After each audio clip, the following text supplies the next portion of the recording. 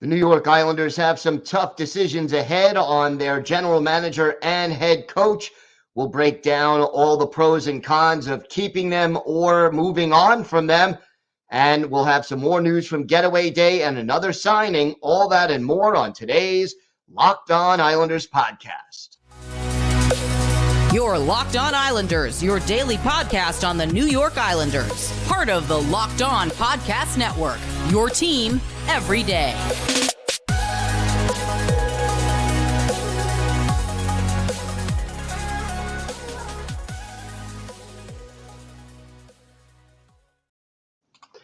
And welcome, everybody, to the Wednesday edition of the Locked On Islanders podcast, part of the Locked On Podcast Network, your team every day.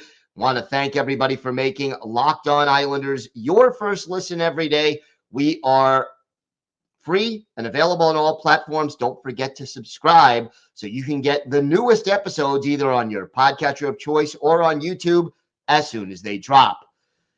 We have got a lot to discuss on today's show. As promised, we'll talk about the general manager and the coach and their respective futures, plus a whole lot more. But first, if there's something Islanders related on your mind, if you have a question, a comment, maybe a subject you'd like us to talk about on a future episode, feel free to send us an email. The email address, lockedonislanders@gmail.com.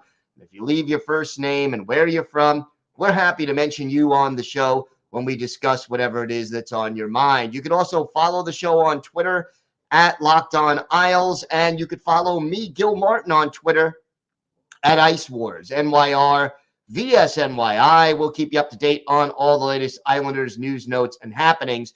Today's episode is brought to you by Gametime. Download the Gametime app, create an account, and use code LOCKEDONNHL for $20 off your first purchase. All right, so before we get into the whole general manager and coach situation, wanted to go over a few more things from Getaway Day and a little bit of news. The little bit of news, the New York Islanders have signed Matthew Maggio to a 3-year entry-level deal. Now, Maggio had 54 goals and 111 points to lead the Ontario League in just 66 games, but at the same time, ended up, after they were eliminated from the playoffs, had a little tryout contract with the Bridgeport Islanders, had 2 assists in the 3 games that he played, and the former 5th-round pick from the 2022 NHL draft will now be a professional. And I would say it's 95% sure that he will be playing for the Bridgeport Islanders next season, and we'll see, where he goes from there. But Matthew Maggio officially now a member of the New York Islanders organization. Some news coming from Getaway Day about Alexander Romanov.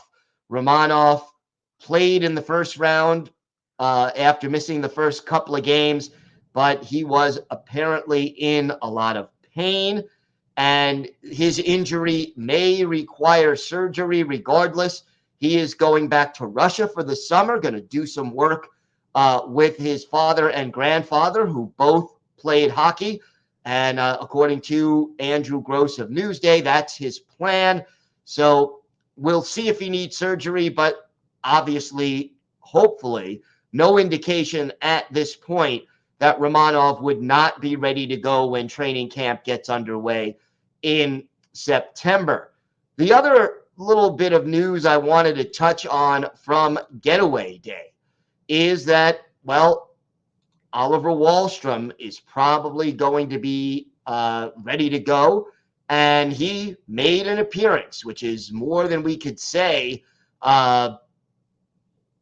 in recent months, because generally speaking, when an Islanders player is injured, they are not made available to the media. And again, nothing official was announced with regard to the injury, although many people believe it was a torn ACL, and that caused him to miss the last 47 games of the season and all of the playoffs. But, to his credit, Wallstrom is basically saying that he hopes this ends up being a long-term positive for him. He said, I look at it as a blessing. I'm working on the nutrition a lot now, obviously not skating, so calories are gone. So I'm working on that side, and it's been good. And he basically added that he leaned on Anders Lee, who also had a similar injury in the 2021-2022 season. And he said he leaned on Lee a ton. Obviously, that first couple of weeks is tough. I'd have my sister take care of me 24/7. And yeah, I texted Anders Lee a lot. And the other thing that he indicated that I think Islander fans will be interested, he said, I'm a big guy. He's 6'2", right now about 205. I think I'm going to put on a little more muscle over the summer. I think that's where my game needs to trend. Obviously, I have the skill, and the skill is still there. But I think I have a lot of fun when I kind of create a little havoc. I think I stay in games more when I'm like that. And I'll always be a guy that if a teammate goes down or something, I'm not afraid to throw them around, but I'm not the type of guy that's looking for it. So he said, I think that's the next step in my game, is just to be a hard-nosed power forward that puts the puck in the net and keeps playing that style. So basically, Wallstrom indicated he will be ready to go. He said, I'm going to do everything I can this summer, and I know I'm going to be ready for training camp. Now, Wallstrom is a restricted free agent, but it does clearly, he said, he doesn't see any indication that he will not be back with the New York Islanders, and that is also good news.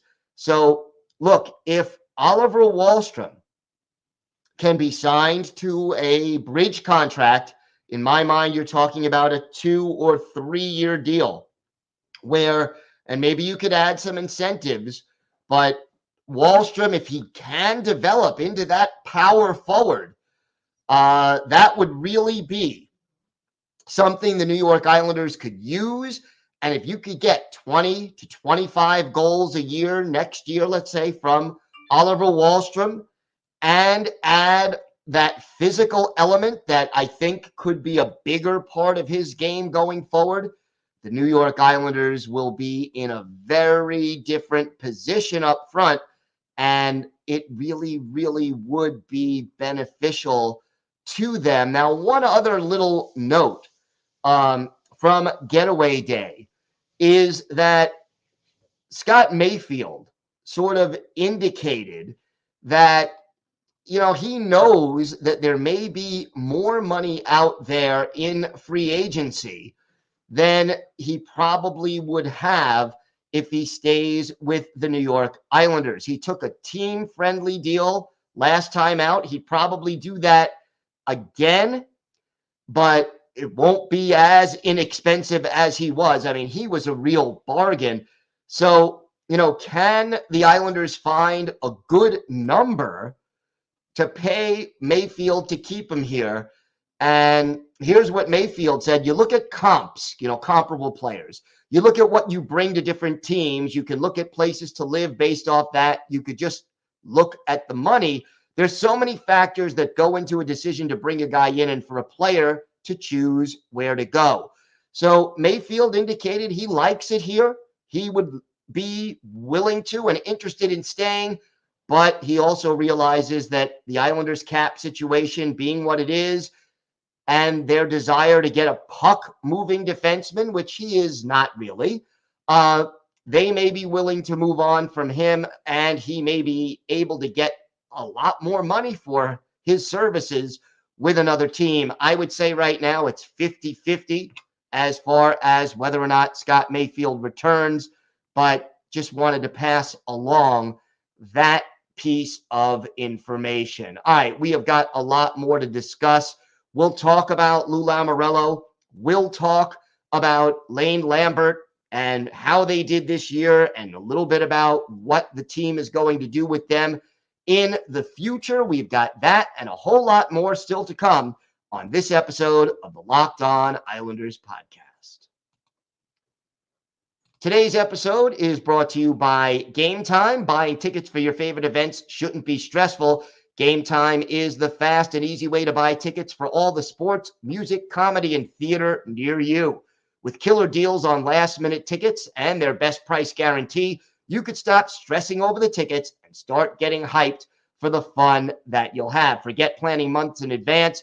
Gametime has deals on tickets right up to the day of the event. Get exclusive flash deals on tickets for football, basketball, baseball, concerts, comedy, theater, and more. And the Gametime guarantee means you'll always get the best price. If you find tickets in the same section and row for less, Gametime will credit you 110% of the difference. So snag the tickets without the stress with Gametime. Download the Gametime app, create an account, and use code LOCKEDONNHL for $20 off your first purchase. Terms apply. Again, create an account and redeem code LOCKEDONNHL for $20 off. Download Gametime today. Last minute tickets, lowest prices guaranteed. So let's start. I know people have been waiting for to have this little discussion, and I think it makes more sense because of the way the jobs are interconnected for us to start with Lou Lamoriello.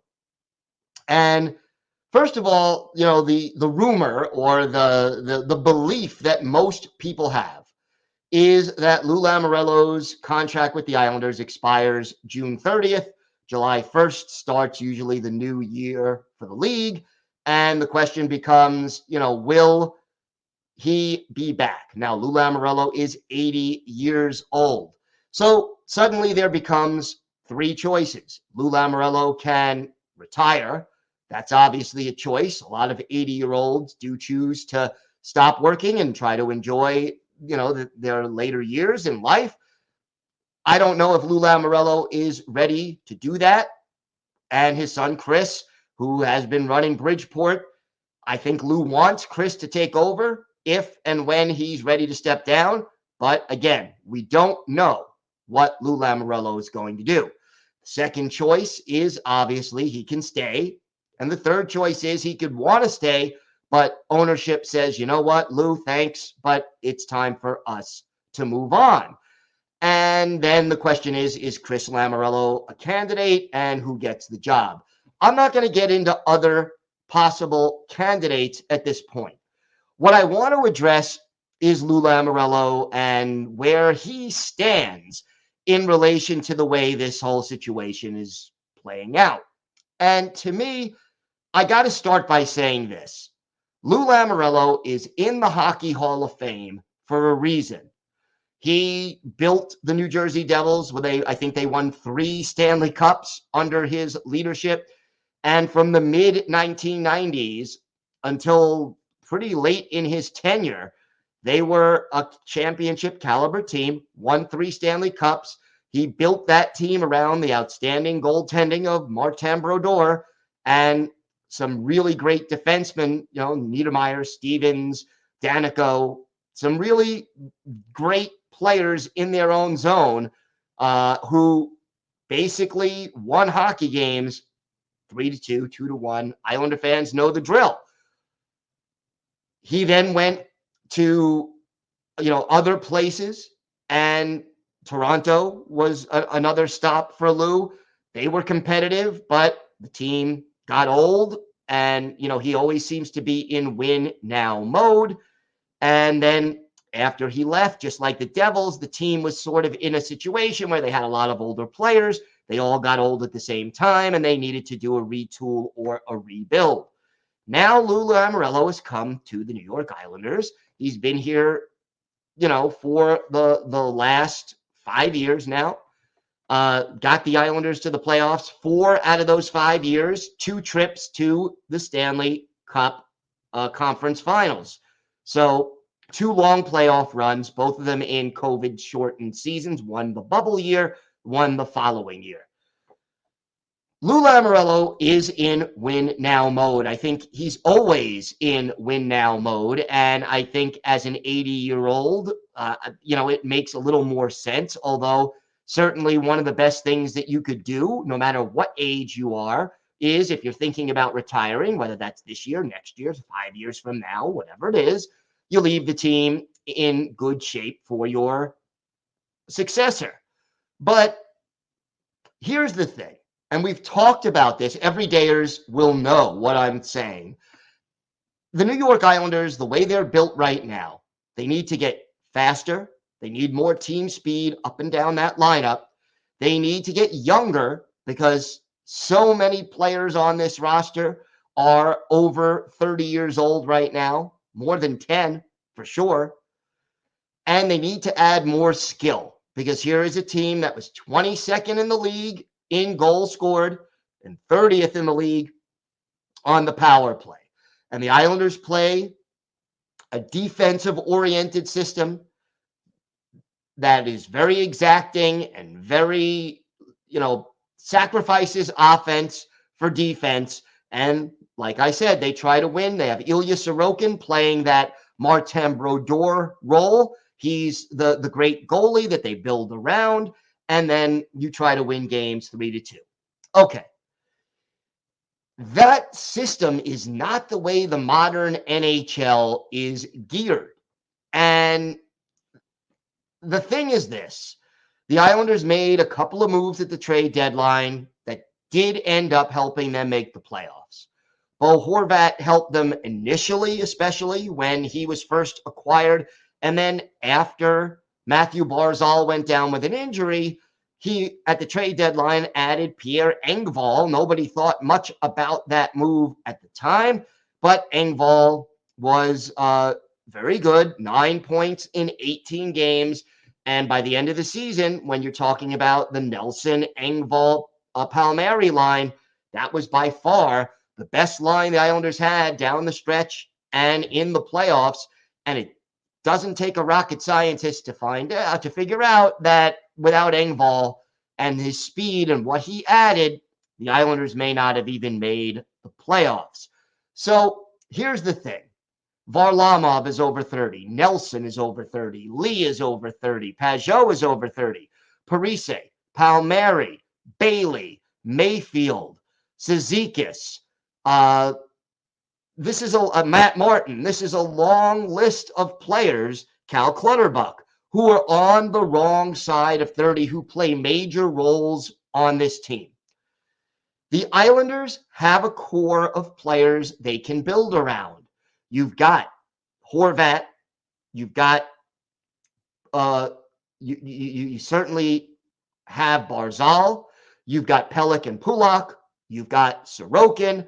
And then there's a few other players that you might be, Brock Nelson, Anders Lee. If you keep them, they're going to be part of your core. But long term, because of their ages, maybe you decide to move on. But besides that core, this team needs to get younger, faster, and more skilled. And the way the salary cap is structured right now, and the way the Islanders' contract situation is structured right now, it's going to be difficult for the Islanders to make that big addition to add a skilled player and to get younger. So my question is this. With all due respect to Lou Lamoriello, he's in the Hall of Fame for a reason. I respect him greatly. I don't think he, if he stays, is going to make the major changes or the significant changes that are necessary for the Islanders to get younger, faster, and more skilled.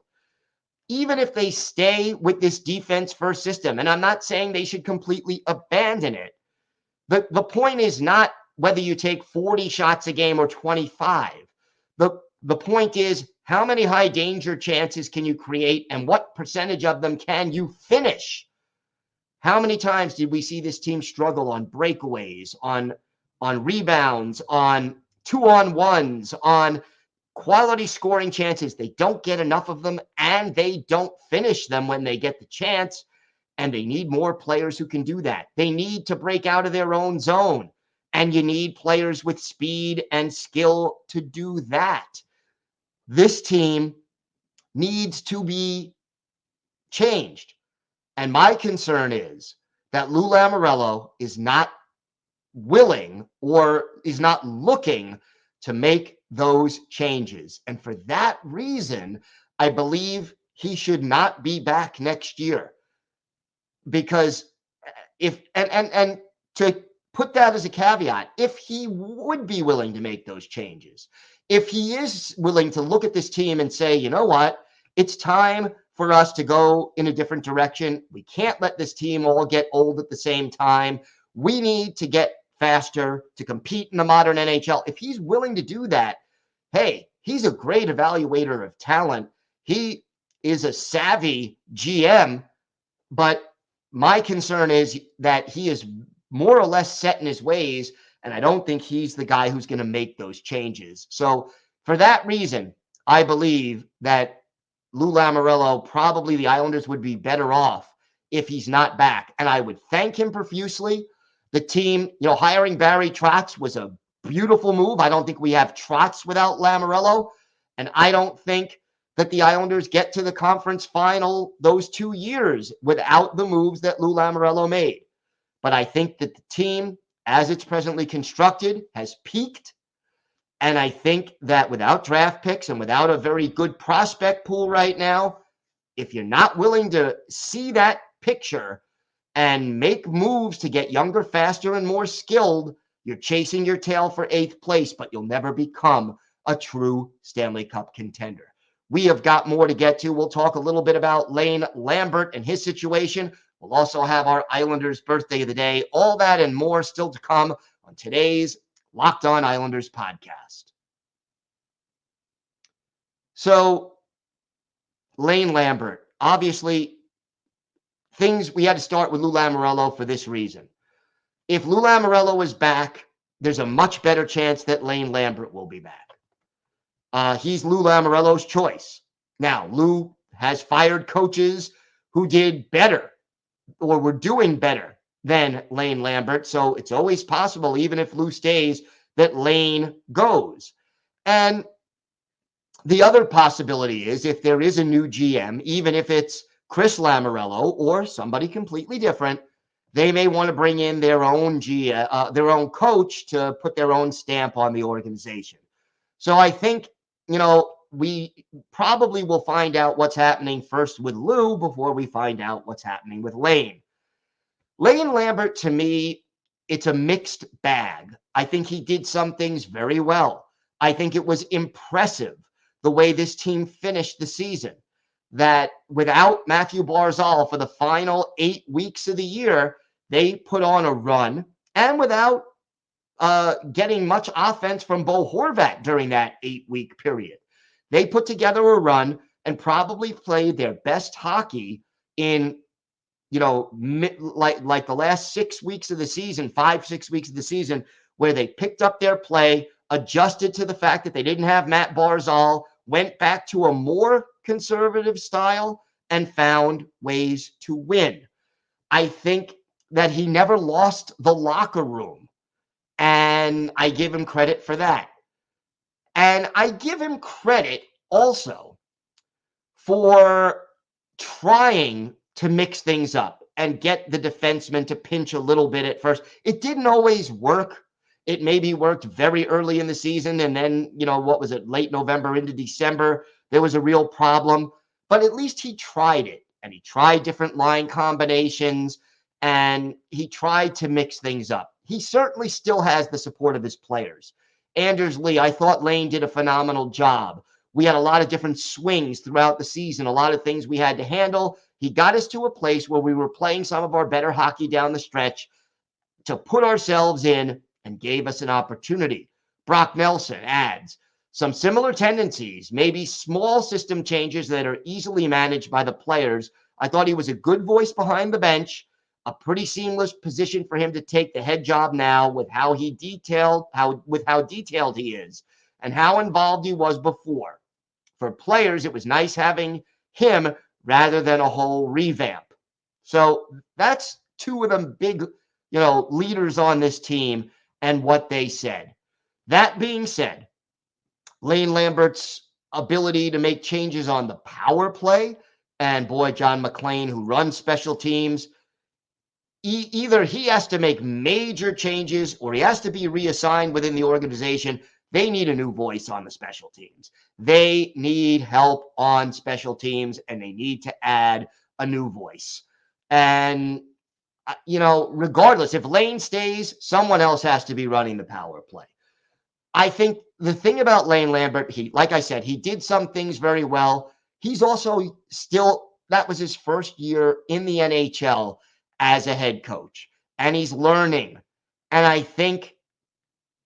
I still think he could develop into a very good NHL head coach. He showed signs of promise, but he also showed that he was still learning. And to me, if you bring in a team that is younger and faster and more skilled, maybe Lane Lambert's the guy to get you there, but maybe not. So, I tend to lean toward giving Lane Lambert another year to show what he could do, but I'm not necessarily saying that he must be back. I think I endorse his return if Lou stays, but a soft endorsement at this point. I still think he could become a good head coach. All right, time for our Islanders' birthday today. This guy was only an Islander for one season, and I got to say he wasn't a very popular Islander, but today is the 59th birthday of former Islanders goalie Ron Hextall, drafted by the Flyers in the 6th round in 82, made his debut for the Flyers in 86-87, played for the Quebec Nordique in 92-93, and the Islanders for 93-94. He was the starter, played 65 games for them, and then finished his career with the Flyers for another 5 seasons. He was combative. He was physical. He was like Billy Smith. He loved to, whack opposing players with his stick and keep them away. But in the playoffs against the Rangers in 1994, he did not play well, and the Islanders were swept. One of his better games as an Islander, October 26, 1993, at the Nassau Veterans Memorial Coliseum. LA Kings in town, and Kelly Rudy, by the way, played in that game. But Ron Hextall, 38 saves for the Islanders to get his first shutout in an Islanders uniform as the Isles beat the LA Kings 7-0. So happy birthday to Ron Hextall, as we know now, an NHL front office guy, GM, and what have you. But he is our Islanders' birthday of the day. All right, we will want to thank everyone, first of all, for making Locked On Islanders your first listen today. Everydayers, and you know who you are, and thank you for being there. Tomorrow on the show, we will start to take a look at the salary cap situation. And, what can the Islanders do, and what will it take to clear out some more salary cap to make some of these moves that we've been talking about? So make sure you join us for that. Until then, have a great day, everybody. Stay safe. And of course, let's go Islanders.